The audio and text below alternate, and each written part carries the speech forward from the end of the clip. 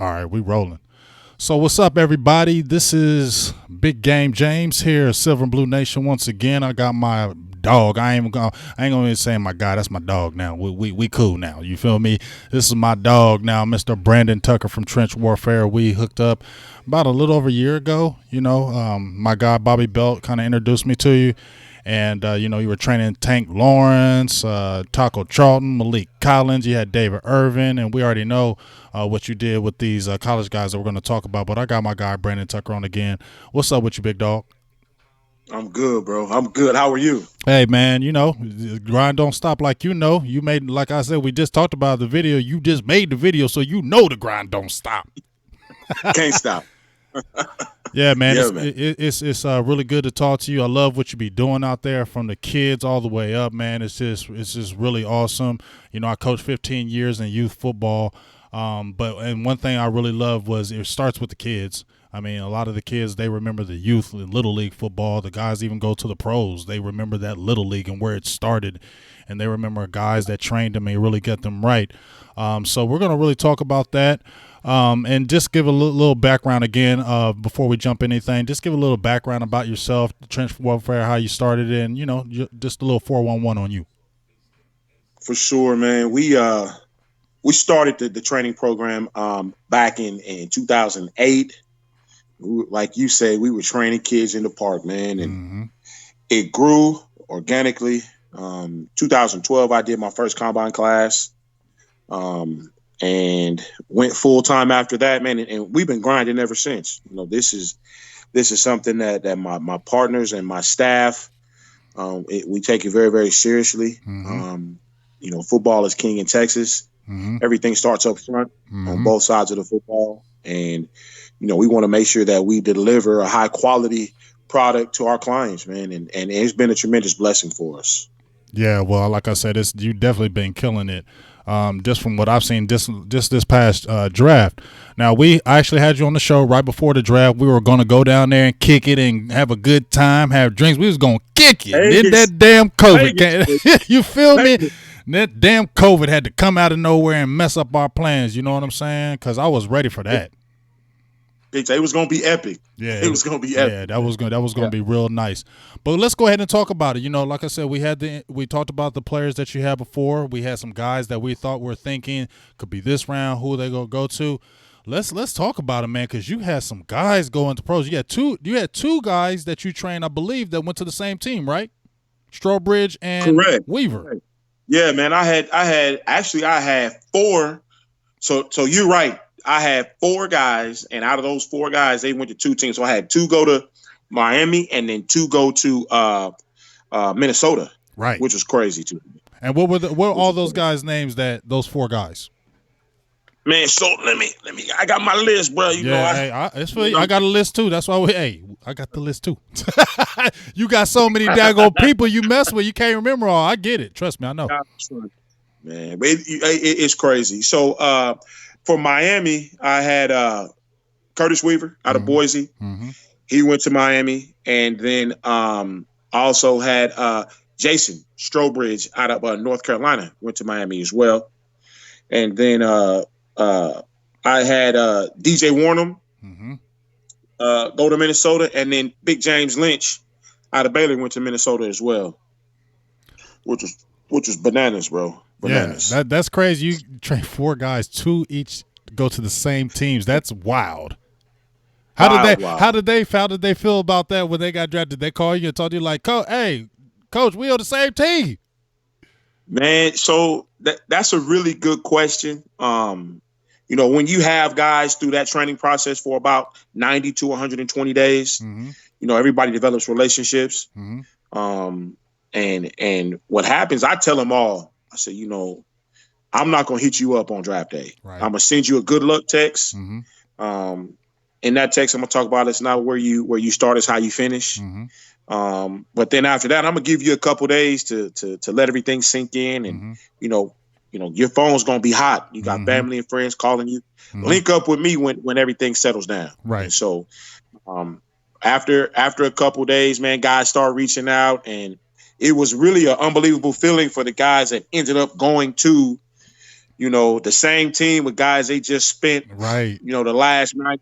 Man, it was crazy. How does that happen?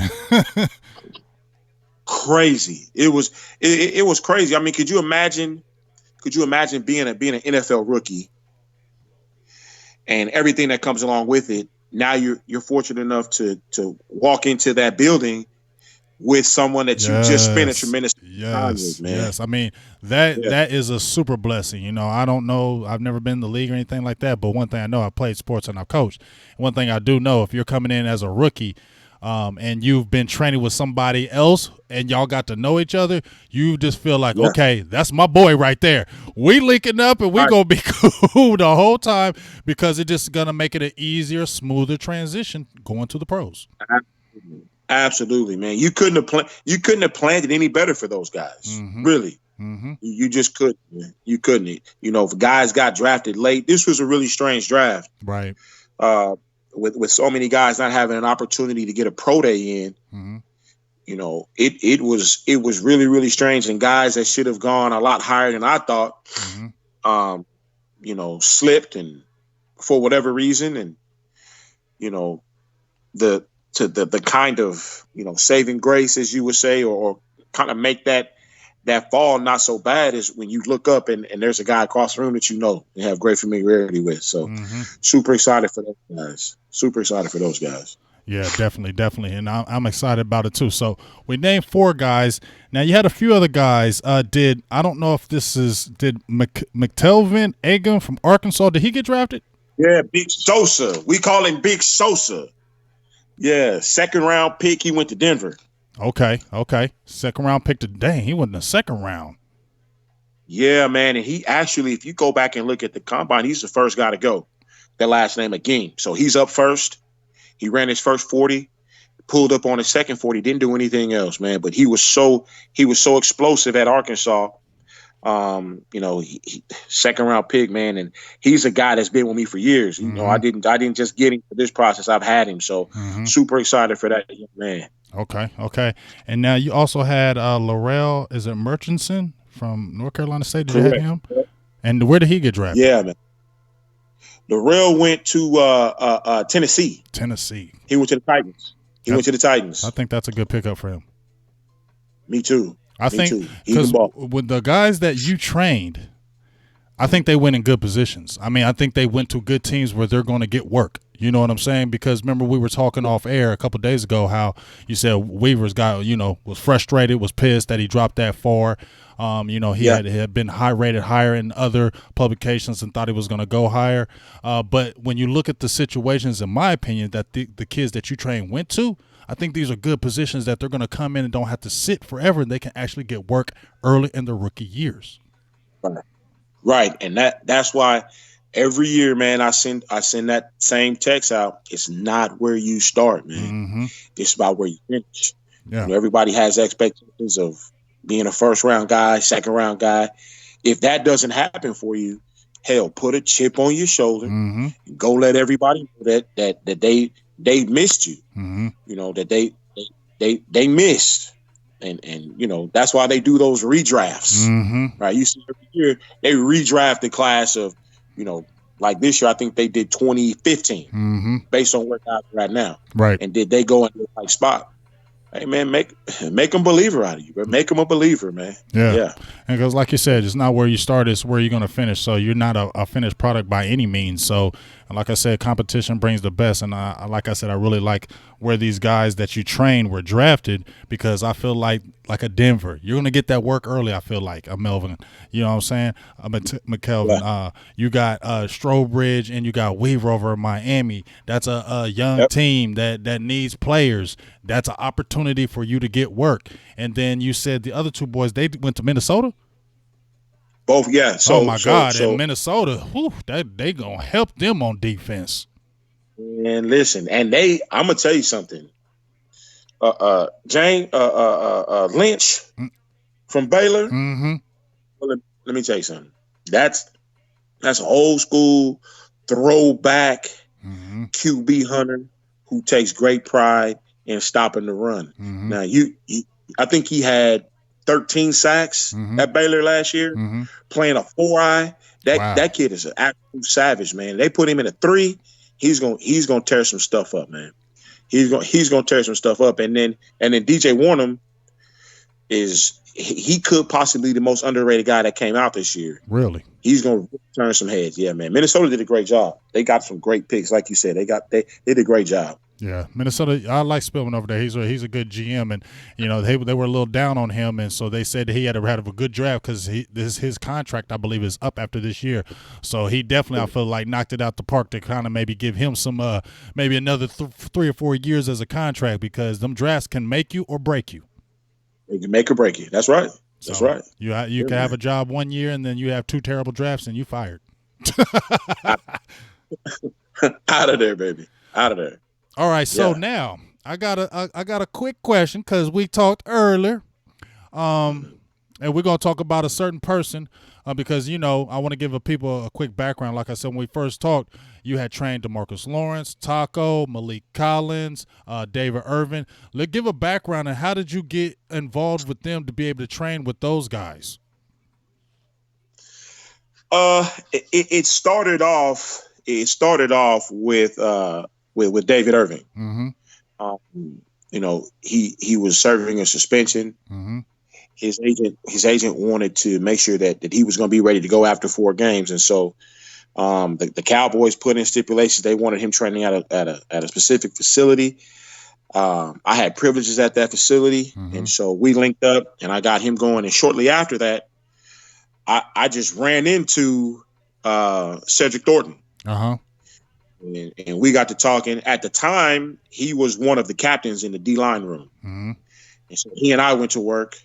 And, before I know it, I pretty much had the whole room. And so they started coming in groups. I've had all of them at the same time. And then we kind of transitioned into doing one-on-ones. And so it started off with David Irving.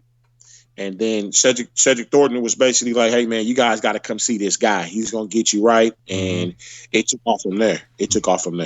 Nice. So let me ask you this about David Irving right quick. Your personal opinion, you're around him.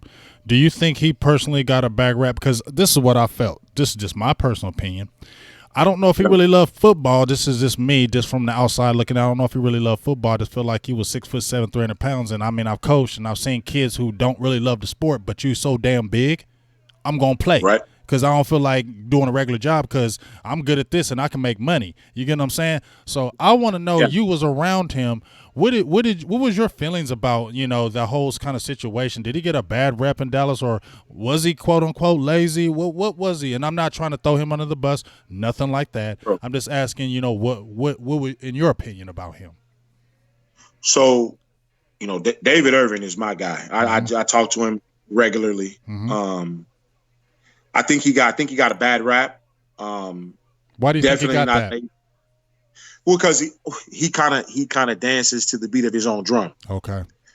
There's a saying that we say all the time, man. With talent comes tolerance, and people have tolerated David's dance for a very, very long time. And so, if you've been allowed to do certain things and no one holds you accountable, guess what you're going to do? Exactly. You continue to do them, and then when somebody does try to hold you accountable, now it's like they're speaking Chinese to you. Right. And so David ended up catching a bad rap, but he was an extremely hard worker. Whenever he was in the building, whenever he was with me, he was an extremely hard worker.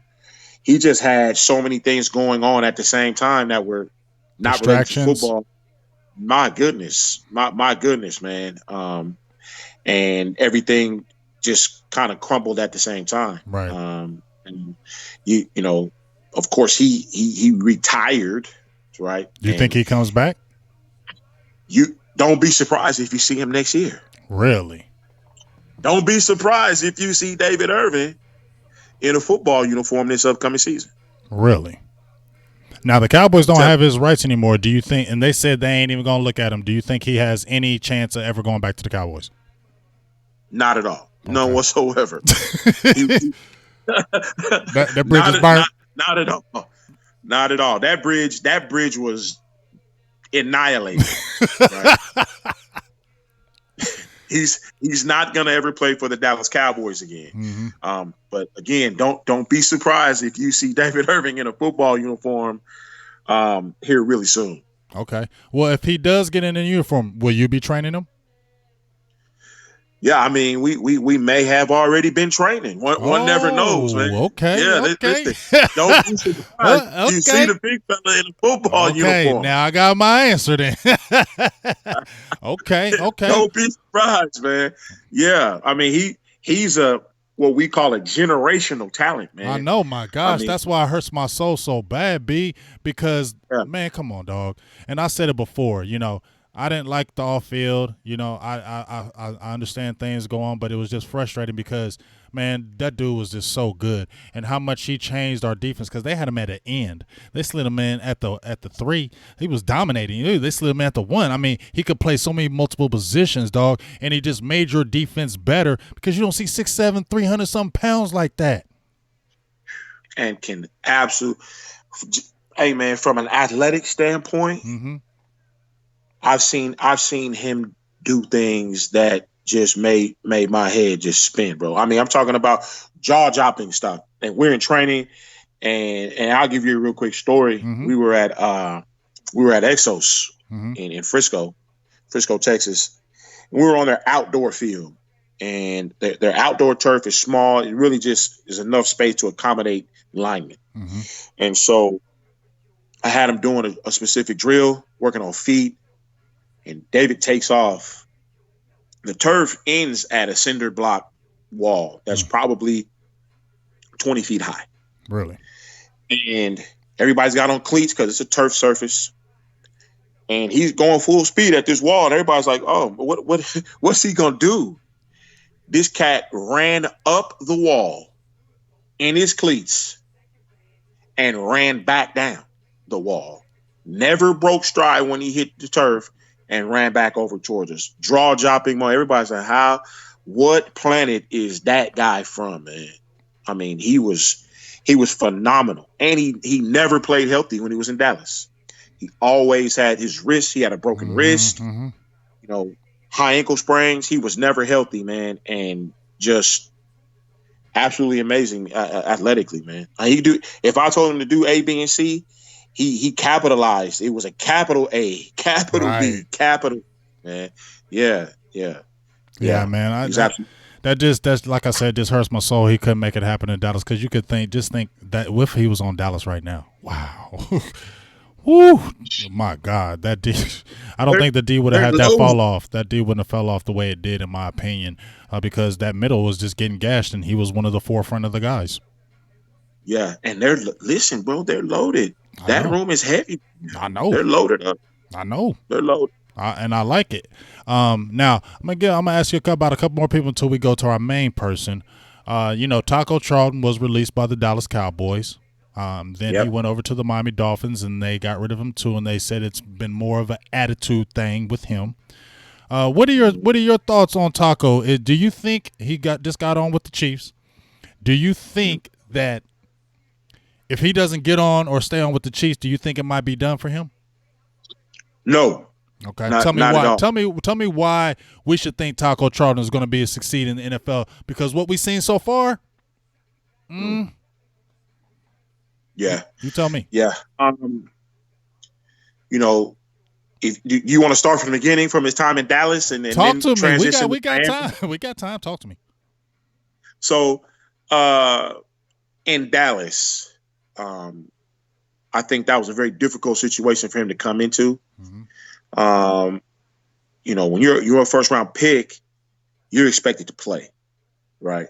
Immediately, and I don't know if he was ready to play. And normally in a situation like he had in Dallas, where you had Ty and you had Tank and you had David his rookie year, he wasn't forced to play. So it was kind of like a red shirt year, right? He comes back his second year, and he busted his butt. He busted his butt in the offseason, man. He's ready to go, and guess who shows up? Randy Gregory, right? right? So now Randy shows up. They draft a Dorrance Armstrong. So there's guys in the room now, right? And when you go out to training camp and you're running with the ones and the twos, and then all of a sudden Randy Gregory shows up and they bump you. Then Tank gets healthy and they bump you. Right. That's tough, man. Everybody expects for these guys to just be, absolute savage like warriors. But everyone is so internally driven and wants to be successful. And a player like Taco is going to hold himself accountable greater than a Marinelli would, right? Greater than Big Cat would, right? Greater than what Gerard would. When his teammates are, trying to rally around him, because listen, man, if you've been the man and all of a sudden everything that you've been doing, everything that you've done at this point, it's not working. At some point it's going to take a mental toll on you. And so some people might look at it as maybe he was pouting. Some people might look at it as he had a bad attitude. But if you just kind of look at the circumstances that surrounded his situation while he was in Dallas, I don't think he ever actually had an opportunity, right? And so his last year, who do they bring in? Yeah, Robert Quinn. And once they got Quinn, it was a wrap. No, it was over. And Tank is going to play. Right. So now, ironically, they release him, right? First round drafted, right? They release him. He goes to Miami. I think he ended the season with like 6 sacks. Got 5. Yeah, got 5 sacks. Okay. Well, that would have been second on the Cowboys this past season. Right. I mean, Quinn had what? Quinn had 11. He had 11? Okay. Who had the second most? D-Law at 5. With how many? 5. Okay. You see what I'm saying? Just an opportunity. All right. So now I think what ended up happening in Miami, that was a financial deal. At the end of the day, this is a business, man. You got a guy he's a first round guy. He's a first round guy. You brought in a Curtis Weaver who can go, right? So he was. I think he was a salary cap issue in Miami. I do, but because they let him go, that undeserving reputation that he earned in Dallas is following. It's carrying everywhere it goes now. Absolutely. So now he's in Kansas City, right? Okay. You will see Taco Charlton do really, really good things in Kansas City. Okay. You will. All right. We're gonna see. I think but I think once again, him as a player, I think he's going to have to. I think it's good that he went over to Andy Reid, because I think that's a type of coach that overlooks. So they don't. Andy Reid is a real coach to me. He's a player's coach to me. You know what I'm saying? Yep. So I think that's a good place for him to go. But to me, you're going to a good spot with Andy Reid, but you really got to bust your ass to get that rep away from you, because it's carrying. Yeah. Everywhere you go, they're going to think you're a head case. So he's got to break that mold to really get that shine that he wants, in my opinion. Yeah, and I'm pulling for him, man. I mean, he's a great kid, man. He's from Columbus. I mean, he's been out here. I interviewed him. You know what I'm saying? He's a local boy out here. So I don't want him to fall. But, like I said, you got to stay away from the social media. I think a lot of these players sometimes don't talk on social media so much, because I think that hurt him too. Because when he was in Dallas, if he would have just had that attitude or maybe felt some kind of way, cool. But when you go on social media and start saying it, it's over. It's over, dog. It's over. You can't once you start talking on social media, and you can't win social media battles with people you don't know, and you're an athlete. And they won't stop. No, they love it. You're giving them attention. They're not gonna stop. Yeah, they're screenshotting all your whole conversation and showing everybody. Look, Taco just talked to me. He said I suck. See, yeah, man, crazy. So crazy. So all right, so we got around those two guys. Then before we talked about our main guy, I want you to talk about D-Law because I think definitely D-Law, in my opinion, got a bad rap this year. Trying to hate on him. Oh, he got 5 sacks, got paid all that damn money. He only got 5 damn sacks, man. D-Law's a monster. Now I'm gonna tell you right now, his first 3 years, I think he had 9 sacks in 3 years, but he had those injuries. Okay. But when D-Law came out of Boise State, I wanted him bad. Now, I did say in 2017, I said, D-Law, you said you were a 10-sack guy. I don't want to hear none of that noise because you got 9 and 3. I don't want to hear none of that noise, D-Law. Go ahead and just go do it. And he went out there and killed it, and he killed it again. And I don't think last year you came back from a torn labrum, and you didn't get surgery until the last minute. And you played any kind of sports, if you have that kind of injury and you have no training camp, no preseason games, and you start week 1, you're not coming out getting 3 sacks in the game. Your next game, you're not getting – that doesn't happen in real life. You're going against some of the best in the world. And if you had any kind of training, you're just doing chords, because I saw him at camp, that you're going to take a long time to get your feet underneath you. Am I not right? You the big dog. Tell me. No, you're absolutely right. We talked about that. Right. We talked about that. Was it maybe mid-season? Mm-hmm. And I said, listen, man, when you're rehabbing versus training, the product's going to show, man. I mean, that dude. First of all, my hat's off to him, because people don't realize the season before he played with that injury the entire season year and didn't say nothing to the end. Didn't say a damn thing, right? Mm-hmm. And so, that contractual stuff, man, we stay away from. That's like COVID, right? We stay away from that. That's COVID-19 for real. Man, when it come down to that bread, you got to handle your bread, and we're gonna support you, right? Mm-hmm. He had the surgery last minute. I think the Cowboys wanted him on the field sooner than he needed to be, right? Just because of that. Yep. I mean, he didn't do any OTA. He didn't do any of that stuff, man. He's rehabbing his shoulder. And so it's a different type of preparation. Mm-hmm. And so he jumped out there, man. And, thank goodness Quinn was doing what he did on the other side. Mm-hmm. But in fairness to Tank, watch what he does this year. That's what I feel. I feel like he gets another 10-sack season this year. Oh, man, listen, this dude. What do you think about him as a player, a person? What do you think? What are your thoughts about Tank? Man, so I get to see these guys in a different light. Right. I think that a lot of guys are misunderstood. Mm-hmm. Especially when you're considered the star or the quote unquote leader on the team. Mm-hmm. Okay. As far as Tank goes, man, you're talking about a family man. You're talking about a guy that's extremely active with community service. Mm-hmm. You're talking about a guy that takes the business of football very, very seriously. Mm-hmm. And he's a high accountability guy. Mm-hmm. He holds himself high, and he holds his teammates to a high level of accountability, man. And sometimes, I'm gonna digress for just a moment. Have you been watching that Last Dance with Michael Jordan? Hell yeah. Okay. Could you imagine being in that setting where there's always a camera in your face? There's always someone asking something of you, right?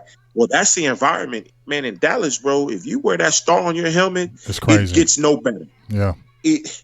Right. And so, I think a guy like Tank takes on that with open arms, but it's a huge burden. Mm-hmm. It's a huge burden. How many times do you see him in the locker room after the game with taking direct responsibility? Yeah. Hey, it's on me. Yeah. Right. And so that weighs heavily on a guy, especially after you sign a big contract. Because it's all on you. Yeah.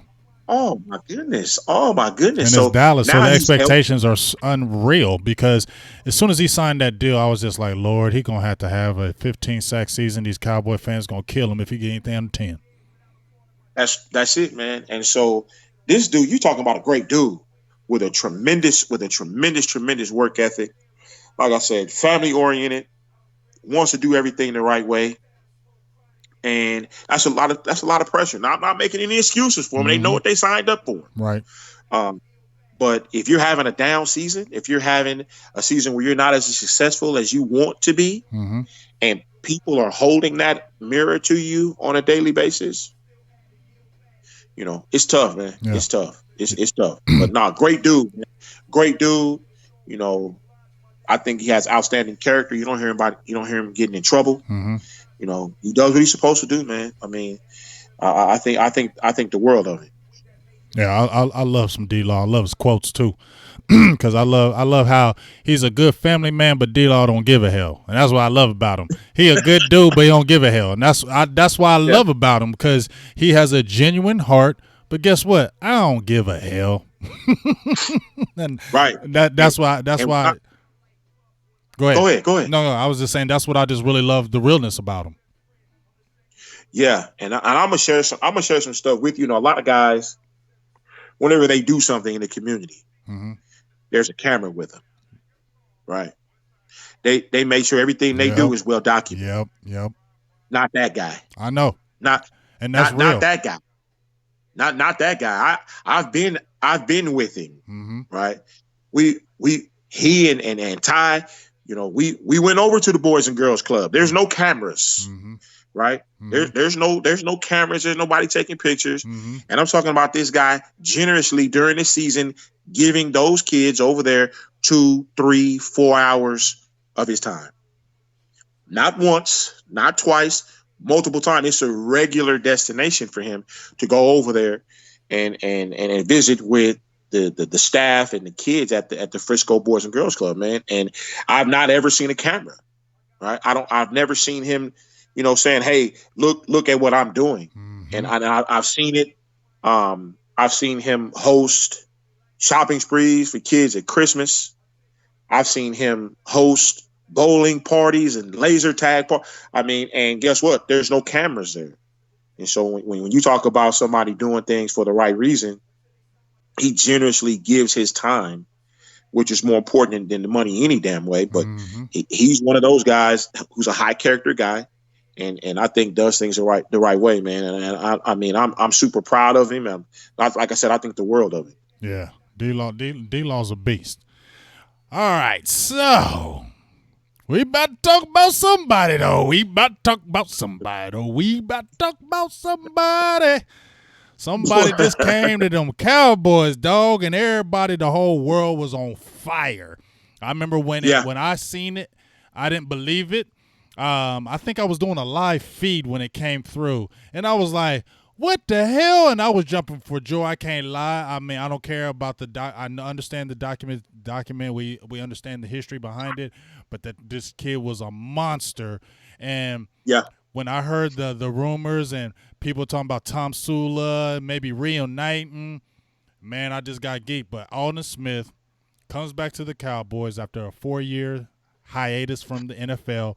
With it was well documented about what he had been going through. It was crazy. I mean, it was crazy what he was going through. But Jay Glazer, he battled back. Been clean and sober, and you hit me with the news that you are training him. Please talk to me about this Aldon Smith thing right now. Yeah, man. I got him recently. I talked about David Irving and athleticism. Man, listen. He has a lot. You think what does his body type look like? Because they say he's like 280, maybe. What's he looking like? You see my face? Man, listen, man. This dude, no exaggeration, man. This dude looks like an action figure, bro. Really? He looks like an action figure, man. If you were gonna say I'm gonna put together a defensive lineman, that's what you got right now. Man, come on. He looks like an action figure, man.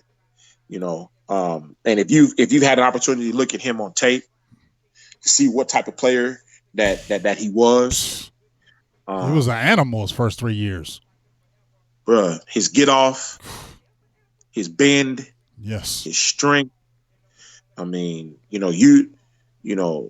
you might not be seeing Vaughn in right guard commercials if Aldon had been. Really? I mean, boy, listen. And when you've had that much time off, it can be a blessing and a curse, right? It could be a blessing and a curse. And when I say that, with that much time off, from a positive standpoint, the blessing piece, he hasn't put his body through 4 grueling football seasons in the NFL. Right.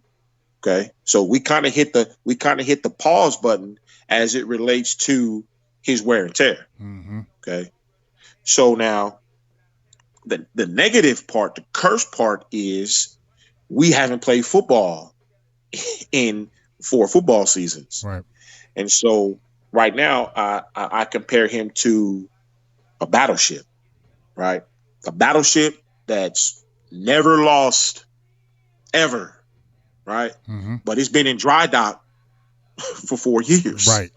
And so you've got some rust, right? You've got some barnacles. You gotta start restarting systems one by one before we can go back out to sea and battle again. Right. And so that's what we're in the process of doing right now.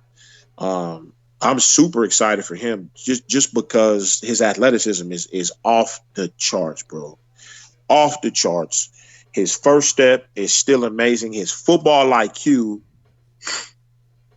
is I'm talking about we go over concept and he gets it. He gets it. He knows what he does well.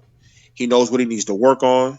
And, like I said, I've had him for a short time, but it's been easy, man. It's been a great fit from a trainer client perspective. So super excited to have him, man. I mean, he's gonna that defensive line. Matter of fact, that front 6, everything in the box for the Cowboys this year says dominant defense. The fact that Sula is there, that's the San Francisco staff that had him, right? When he was dominant. And so now, with him being as big as he is, now you got a guy who can play inside and out. Right. If they go to an odd surface and, he has to play some 4-4-eye, man, I feel bad for a tackle that has to worry about him in a 2. Man, this dude, he can still go, man. I mean, when I tell you he can still go, he can still go. And I'm talking about go. Really? Go. I mean, I get to see guys that. So he's one of them rare. He's one of those rare ones. Hey, man, he's 20 pounds heavier than I think, maybe 25 pounds heavier than what he played at, man. I don't think he's missed a step. Really? I mean, this dude. How much is he weighing now? Somewhere in the neighborhood about 275, 280, somewhere around there. Wow. Now let me ask you this: if they're playing, do you think they'll have him? Where do you think his best position would be 4 years out? Heavier than he was when his playing days. What would you say going to be his best spot to really attack defenses? I think if it was up to him, completely up to him, it'd be at the end. Okay. Right. He's going to be effective anywhere they put him. Okay. He's going to be effective anywhere that they put him. But now he and I talked, and I talked to him about a Michael Strahan on the back end of his career. And if you remember, he lost weight and he became more of a technician. Okay. That's where Aldon's game is right now. Hey, man, you still have all your God-given ability. Okay. But you're no longer 24-year-old, 26-year-old Aldon Smith. You're now 30-year-old Aldon Smith. And you can still get it going. You can still get it going for sure. But it's not going to go as long. Right. It's not going to go as long. And so you got to become a technician. Right. And he gets that. He understands that. And I'm telling you, man, you're going to see one hell of a football player in him. And if they play him right, you're going to have yourself something, man. I'm looking forward to seeing how this thing shapes out. Yeah, so am I. So, couple things. How did y'all actually get together as far as you being able to link up with Aldon? And after the link up, what is some of the training that you kind of been going through since you've had him with you? What kind of stuff have y'all kind of did? Okay, so we linked up through his agent. His agent hit me up. I've taken care of some of his agent's guys. They've worked with me in the past, and so he's like, "Hey, I need you to go see Tuck. He'll get you right." And I think a lot had to do with me working with David in his situation. Right. That's how we got linked up. And then from a training perspective, you've been on the shelf, so we got to get you. First of all, we got to get your conditioning where it needs to be. And so, there's nothing like football shape. I mean, you can run all the gassers, all the wind sprints you want. But if you're not in football shape, then you're not going to be able to perform. So a lot of conditioning right now. We run simulated quarters. We do simulated 15-play drives. And so we get after it from a conditioning standpoint. And then from a technical standpoint, and I'm gonna probably piss a whole bunch of people off with this, because there's some crazy saying going on right now that if you beat the hands, you beat the man, as far as beating an offensive lineman. Everything from the run, the pass, it all starts from your feet. You build defensive linemen from the ground up. Right. So if I beat your hands and I'm standing on the line of scrimmage and we're patty caking and I'm not getting up the damn field, it's a loss. And so we're getting his feet going. We're getting his feet. We're making sure that his feet are underneath him. That he's cognizant of where his hands and feet are, because you got to tie your hands and feet in. Right. And so the game has changed a little bit too now. Right. The game has changed. When he last played, offensive linemen just started to circle set. You only had a couple guys that were circle setting. Now, the majority of guys are going to be able to circle set you, right? Now, he has great length. I think his arms are like a 38, so he can defeat that. But now you got so many guys that are protecting with their inside hand. Right. Well, now the end position, shit, they're protecting with their inside hand, and that outside hand is there just in case of emergency. And so it's a different way on how you have to attack that. And so from a technical standpoint, we're getting him brought up to speed on what's going on now, and then polishing up and putting a spit shine on what he used to do, and give him a couple things to add to his tool belt or his repertoire to deal with, tackles and potentially guards that are playing now. I mean, if you talk to him, I mean, the veterans that were playing in the league then, they're gone, right? So there's a bunch of guys he's never seen. There's a bunch of guys that's never seen him, and so that's going to be a tremendous opportunity for him. But from a technical standpoint, man, we started from A. We started from A, right? And when I say A, like the great Vince Lombardi used to say, this, gentleman, is a football. We are starting from A, brother. I try not to leave any stone unturned. Right. I never want to assume that he knows something. From alignment, horizontally and vertically. Remember I said it starts with your feet. And so, everyone is pretty much running 10 personnel, man. Right. And the offensive line is their hat on hips. So, if you're used to engaging a guy in one step, now it's going to be a step and a half too, because he's off the line. Right. And if he takes any type of set, you're potentially at 2.5. And so you've got to prepare yourself when you're working your pass rush. When your pass rush plan is being put together, you got to take all those things in accountability. And I teach all my guys to do that pre-snap. Mm-hmm. But again, Aldon's football IQ is so damn high. I looked at him this morning, mm-hmm. and we're working get-offs, and he never lined up in the same spot. I mean, I'm like, bro. No, I said, hey man, the hair on my back is standing up. Because I gotta tell guys, hey, don't be a fish in a barrel, bro. Don't line up in the same spot all the time. Right. This dude is, he's adjusting his alignment. He's adjusting his stagger. He's adjusting whether he has his inside foot back versus his outside foot. And all those things come into play pre-snap, right? Because if your inside foot is back, like most coaches want, mm-hmm. on your first step, man, you can come inside, okay? But if that outside foot is back, that tackle or guard knows right away, hell, he can't come inside. And so if you have a good offensive lineman, a well-trained offensive lineman who's gonna inventory your stance pre-snap, like the Rams did to the Cowboys in the playoff game. Yeah, right. Right.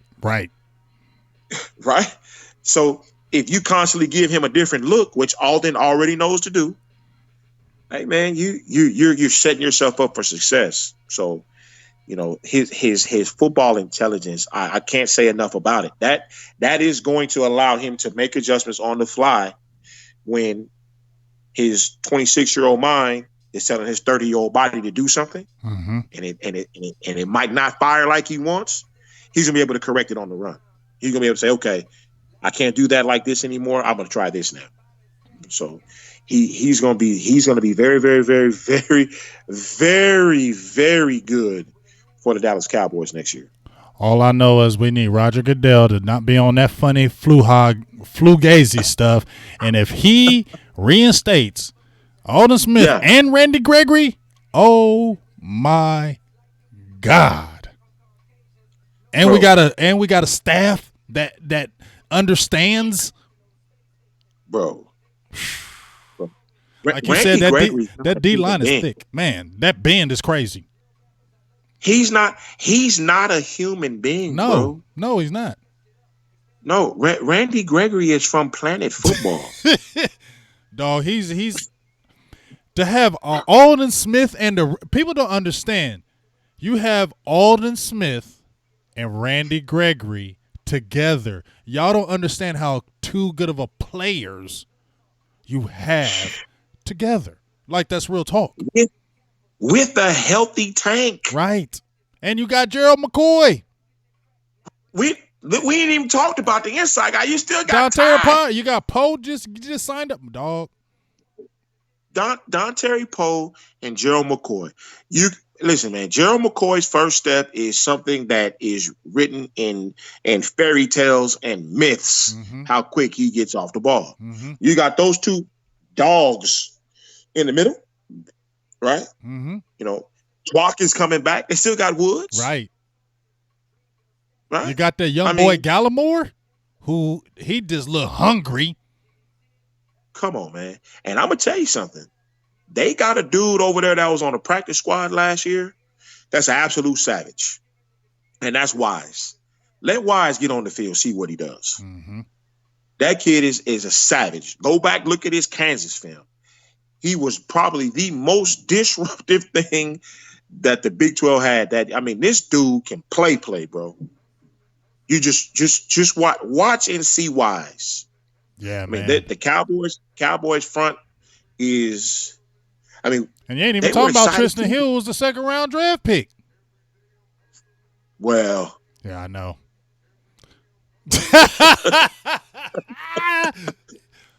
Well. Well. Better get together, Tristan. You might be trade bait.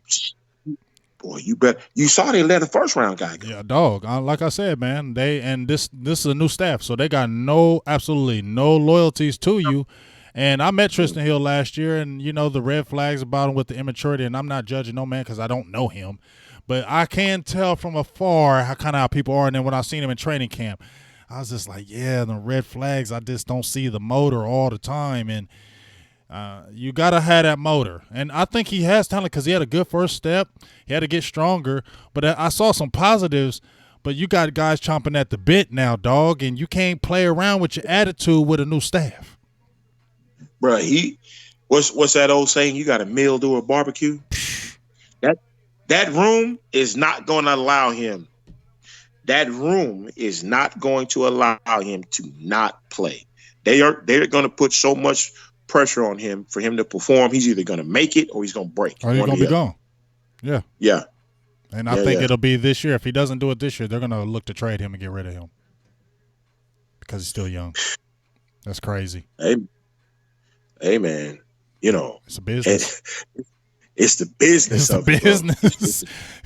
What have you done for me lately, bro? Listen, man, they let Malik Collins go so unceremoniously, bro. And you know what's crazy? He signed for the same amount that McCoy signed for. They didn't even offer him. They already knew he was gone. And you're talking about a guy and Malik Collins can rush that quarterback. No, 3 years.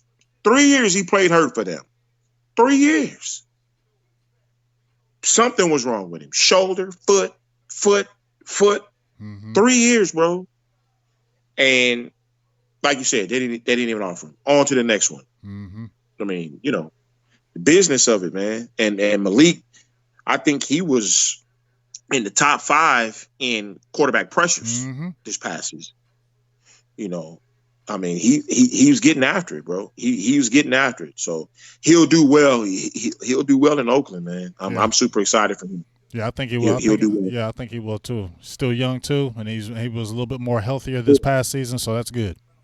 Good, for sure. Yeah, and he's angry. He stays pissed off. Yeah, and I would probably thinking that he think Cowboys slighted him by not even offering contract. So I know he really I'm really ready to prove y'all made a mistake. He's ready to go. We'll see, man. We'll see for sure. So I'm gonna ask you like one last thing, and then we're gonna get you off here. I definitely appreciate you coming in. Like I just appreciate you on the whim. Like we always just kick it, and the next thing you know, we're doing a show, and I really appreciate that because so many people, I got this, you know what I'm saying? Well, I'm glad we always make time to make this thing happen. I really appreciate you for that. But one last thing about Aldon Smith. You know, we talked about the football side of it, but you know, we understand what he went through off the field. You know, Jay Glazer gave him glowing remarks. A lot of people are saying great things about him, kind of like with Randy Gregory's situation when he was coming back. Everybody was vouching for him. What do you think as a person, since the time that you've been around, how do you feel about Aldon Smith off the field?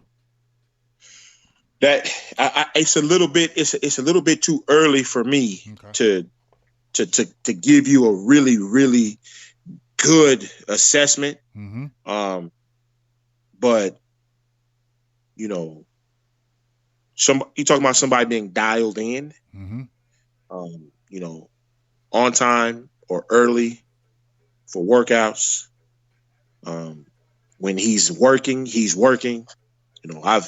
You know, I'm having to pull him back. I'm having to say, okay, listen, let's ease into this. Let's ease into this, man. I know we've been hearing the date of the 18 start to circle around, and you know, like I told him, man, that's plenty of time for us to get where you need to be. You know, because he didn't come in out of shape. Right. He's in good shape. He's been boxing, right, and so that's more of marathon shape. And so I got to get him in sprinter shape. But I mean, I've got a great foundation to work with. So just off the field, man. You know, I'm still getting to know him, but you know, I hope that I'm a good judge of character.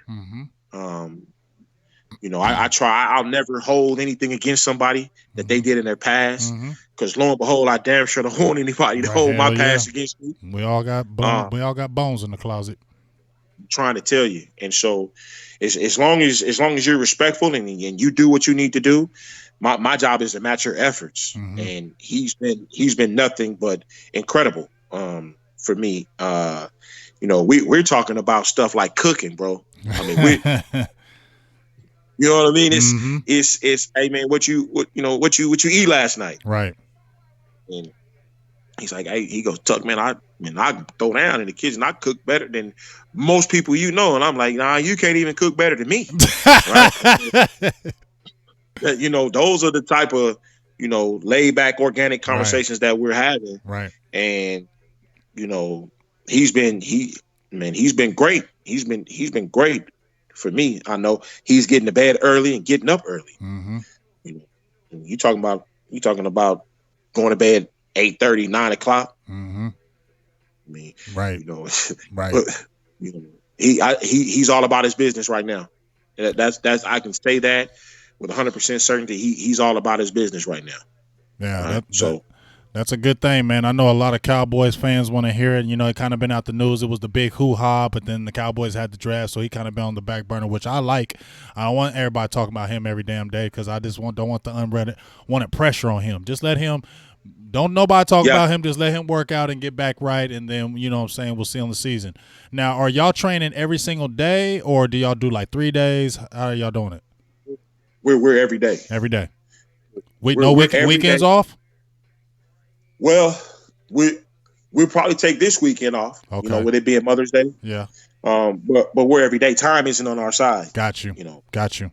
So, you know, the workouts change. You know, if we grind, like we grind in the day. Right. And so tomorrow, you know, we probably not gonna grind as hard. Mm-hmm. Right. But it's still we're still getting great work in. But probably won't take a day off, man. You know, just time isn't on our side. If that date of the 18th is when they open facilities back up, you know, what's today? The 7th? Yep. Is it the 7th? Yep. Yeah, the day's the 7th, man. So what are we, 11 days out? Mm-hmm. Time isn't on our side for us to take a day off. And so I need for him to step foot in that building and, you know, they go, man, this dude hadn't missed a beat.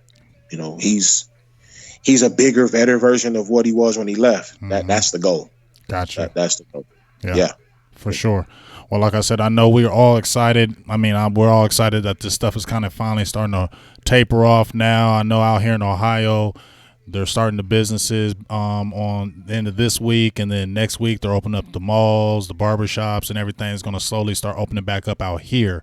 So, you know, we're going to see what's going to happen, and I'm just excited to, you know, see what's in the future for Aldon and Randy and just the D line. Yeah. But once again, dog, I appreciate you like no other, man, jumping in here and having another great interview with me, man. I love our talks. Just a really good time. I know my members are really going to love it, and we're going to shoot this out to people because, like I said, I mean, even this video, before I got on with you, I was watching that video again when you were training tanking them. I was like, damn, I wish I was a football player. I wish you could train me. You know what I'm saying? I was like, I want to be a QB killer, dog. I just want to do that training and go after and just sack some people because, I mean, that's just exciting. That's exciting fun. And, you know, people just really need to understand that these guys – they just don't sit out here on the off season and be chilling and playing video games all day. You got to get better at your craft. You know what I'm saying? It's a business. They got to get better at their craft. You know what I'm saying? Everybody wants to get that second, third contract. It's a real deal. That's it. That's it, man. That's it, man. I appreciate you having me on, man. It's always a blessing, man, for people to want to listen to you and hear what you got going on and take an interest in what you do. And you know, I'm in a niche industry. You know, there's only 3 or 4 other guys that I know that train like I do. Mm-hmm. And we get to see these players in a different light. Right. You know, it's a lot more intimate. It's a lot more personal. You know, spend a tremendous amount of time with them, and they grow to be your little brothers, man. Mm-hmm. You know, like I said, with that damn David Irving, bro, man, I love that dude, man. Mm-hmm. I do. So, you know, you build relationships with him and you want the best for him. And, you know, the business of football is short, man. You got a real small window to try to maximize on your blessings and the gifts that you have athletically. Because get to be about 32, 33 years old, they're gonna tap you on the shoulder and bring some fresh legs. Yeah, because it's a young man's game. And once you start hitting that 27, 28, Better start preparing for that other stuff because they about to send them waivers to you. Thank you for everything you've done, but bye. Bye. And you still a young man. You still a young man. You know, you still trying to get it figured out. Right. And they're like, nah, you old. See you. Yeah, man. Yeah, man. And you know, to be honest with you, bro, that transition from hearing the roar of the crowd and then you don't hear it anymore. I heard it's brutal. It's heavy, man. I heard it's very brutal. It's so heavy, man. When I say it's heavy, I just to, you know, if we had a day where I can talk and just really give you an unfiltered look into what that looks like. We're gonna have that talk. You're gonna be on here again. We're gonna have that talk. Bro, I mean, hey, if you can ever be at that facility and maybe ever, like, I'm not, you know, I don't want to ever disrupt anything, but if you could ever get a camera and just so we could, I want to have that. I feel like this. This is what I feel, dog. I don't mess with nobody, other trainers. I don't know all those guys. You my guy. Okay? Yeah. You like my guy. Yeah. You the guy I follow. Like any type of training, I just go trench warfare. I don't listen to nobody else. I just go trench warfare and just watch you. So, I mean, if you're ever at a facility and it's okay, I mean, if you could ever put a camera in there so we could see, I want to be able to see the backside of it. We always see just the training and all the other stuff, but I want to see the personal stuff so people can understand that these players are human beings. They're not robots. For sure. Man, listen, your perspective will change. Your perspective will change because it's really a full-time job. They only get paid, 16 weeks a year for it, but it's a full-time job. And I've got thousands and thousands of hours of training video, and I've had guys, have cameras come in and follow them, but for the most part, you still don't see what's truly going on. Yeah, you don't see it, and then when you see it, you're like, It's just the same thing anybody else would do if you was. I mean, that's what's so crazy how people look at it like, but you would be doing the same thing if you was playing sport. You it's not nothing different that you wouldn't do. You know what I'm saying? Y'all just be like, these are human beings, dog. These are human beings. They ain't just because they play a sport don't mean nothing. They're human beings. Bruh. So my rookies, my babies that just got picked up, the majority of our conversations right now are about the people with the ask. Everyone has an ask, right? And so, the thing is, every single guy worked his butt off to get where he's at, with the intention of being able to help, right, friends and family. But I'm constantly talking to these guys about, man, this isn't guaranteed. Okay, if you'd have gone to law school and you became a lawyer, you're making pretty good money, right? You don't have the people with the ask. If you go to med school. And then you go do your residency and now you're a doctor, you're making pretty good money. You don't have the people that are asking like you do if you're a professional athlete. Right. Okay. If you don't get drafted in the first 3 rounds, hey man, first you got to make the damn team. Okay. Then you got to figure out what you're going to do for the rest of the year. You only get paid 16 weeks now. Right. Those bills ain't stopping. You got to take care of yourself first. And so, when you see the vets pull in the parking lot in a Wraith, bro, that's half your salary for the year. You don't do that. Be smart. Can't do it. Don't do it. Can't do it, man. But just the simple fact that you're a professional football player, everybody thinks that you got it, and you really don't, man. You really don't. And the pressure is tremendous. Now, this is internal pressure. We're not talking about the media.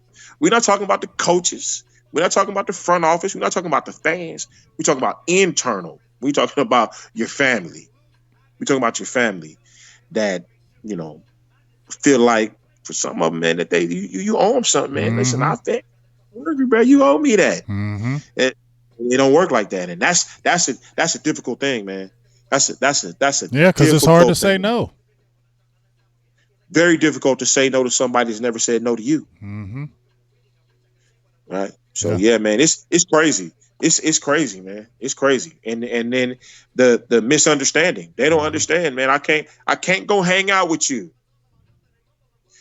I can't stay up late with you. Mm-hmm. I can't go eat barbecue with you. Mm-hmm. Right. I gotta maintain this strict diet. Mm-hmm. Right? I can't drink. Mm-hmm. I damn sure can't drink any soda. I can't eat any ice cream. Mm-hmm. I can't do that stuff, man. Mm-hmm. And that's the piece that isn't seen, and unless you're intimately close with them. You that's the thing that people know, the sacrifices that are made. You know, the having to get into Normatex every night before you go to bed, the sleeping in hyperbaric chambers, you know, having to go see chiropractors every week. I mean, listen, that's a grind, man. You know, Mm-hmm. I hate going to the doctor. Right. But they gotta go see somebody about something all the time. And so, you know, it's a great misunderstanding all the time. And these babies coming in, you know, they did the rookie symposium virtually this year. Mm-hmm. I had 2 guys sitting in the parking lot outside of training going through the rookie symposium last week. Really? Right. And I'm like, hold on. I'm like, we're not going to start until this is done. Right. Okay. And so one of the things that I do is I train my high school guys and my professional guys. Right. So now that puts pressure on my professional guys because these high school babies are trying to get to where they're at and they're trying to outwork them. Right. So now my professional guys they're being chased. Mm-hmm. And these babies are like, what's a rookie symposium, man? I said, just keep doing the right thing and maybe you'll find out one day. Right. But they did that virtually. Mm-hmm. You know, this is something that normally took place. It took a couple of days, man, and you're on location with all the other rookies, and you know they take you through, walk you through, show you, give you examples. You got vets coming back in, and it was done virtually, man, and it's just not the same feel. Mm-hmm. It's not the same feel, mm-hmm. and a lot of that is dealing with your family. A lot of that is dealing with, you know, people that you forgot about. Mm-hmm. Guess what? They ain't forget about you. Hell no. Right? They was watching that draft. Watching the draft. They was like, the draft's on. We're all here too. Watching. As soon as you got drafted, they called you. What's We up, cousin? I see you got drafted. That must suck, man. Man, that's why I asked if you watched that Michael Jordan thing. Well, that's just I can even tell you, and I can use a thing for it. When I got a job with the airlines, TWA, back in the early '90s, and that's when the airlines was popping. Yeah. So, you know, my family members, I hadn't really, you know, I was a little knucklehead back in the day. I can't lie, but you know what I'm saying. When my family, one part of my family won't really mess with me, but boy, once I got hired on with that with that airlines, dog. Oh, everybody! Oh, we so proud of you. You doing so good. Oh, I just want to ask. I'm going to Florida next week. Do y'all have any extra tickets? I mean, standby, baby. We want them standby passes. You feel me? Bro. I mean, I did take care of you when you was over grandma's house all the time. You remember all them days, Jay? Yeah, I remember. I remember Monty. Bro, crazy, man. It never goes away. I believe it. It never goes away, man. And not as long as they're playing. And people don't see that pressure. And they only especially see, in Dallas. Yeah, they just see the glitz and the glamour, but they don't see all that behind the scenes. And it just makes it more real. And I think more people should be able to see more behind the scenes so they can have a better appreciation of what's really going on. Because there is tons. You have your pressure at your job, but to me, I don't think it's pressure like that. It ain't that kind of pressure because you're dealing with family pressure. Man, that stuff is cutthroat in there. Right. That's right. Throat. Yeah. And I turned down an opportunity to kind of do a little pilot where people follow me around all the time in dealing with the players. And I turned it down, man, just because it's just too intimate, it's too personal, man. It's too much going on. Mm-hmm. It's too much going on, man. That guys, even if they agree to say, hey, I'm okay with it, then you don't know what's getting ready to happen. Right. And so it's just uncomfortable. It's so uncomfortable, man. And like I told the producers of that show, I'm loose, bro. I'm as loose as a sleeve on a wizard. Ain't no telling what's gonna come out of my mouth during training. You end up bleeping half the stuff that you want from a content perspective, because I try to keep it as 100 funky, right, as I possibly can, man. Keep it super funky. Yeah, man. Well, I'll tell you what, we're gonna we're gonna chop it up again during the year, so it's all good. So, hey, man, I just want to appreciate you one more time coming in. Yeah, bro. Just doing your thing with me. Give everybody that's going to hear this where they can, if y'all ever want to check out any kind of training from high school, college, on to the pro, anything. If you got kids out there in the Texas area, I mean, you need to get with this guy. So give your plug right now. So here's my shameless plug, man. We're at Trench Warfare. www.trenchwarfare.us. That's the website. All my information is there. Twitter, it's at TWF Training, and then Instagram is D-line_guru. D-line_guru. Check us out. I got tremendous partners, man. My offensive line coaches are tremendous. My linebacker coaches are tremendous. We try to give you the best possible product that we can. We treat all our clients like their family. We take it special to be a QB hunter on the defensive side, and my offensive linemen, we call those guys gatekeepers. Mm-hmm. And we want everybody to be as successful as possible and reach their goal, man. And for most of my clients, man, it's to play collegiate football. So check us out. Hit us up. We're more than happy to visit with you. And, man, James, man, I can't tell you how much I appreciate you having me on, man. It's always a blessing. Hey, like I said, I appreciate you, and I love how we don't have to plan it. We can just hit each other up, and, like, within a couple of days, we rolling. And that's what I love about what we got going on here, and it's going to continue to grow, and we're going to have you on during the year, too, so we can revisit. We talked about Aldon at the beginning of the year. We'll be able to talk in the middle of the year. You're like, see, we was talking about it. Look at it. Fool got 9 sacks already in 6 games. Man, there you go, man. There you go. Pull up, man. I got a barbecue spot that you need to, man. I'm coming down. I'm going to be down there because I'm going to tell you right now, when I get down there, because I'm going to be down there for some games this year, when I get down there this year, I will be calling you, and we are kicking it facts to Monday. I got you.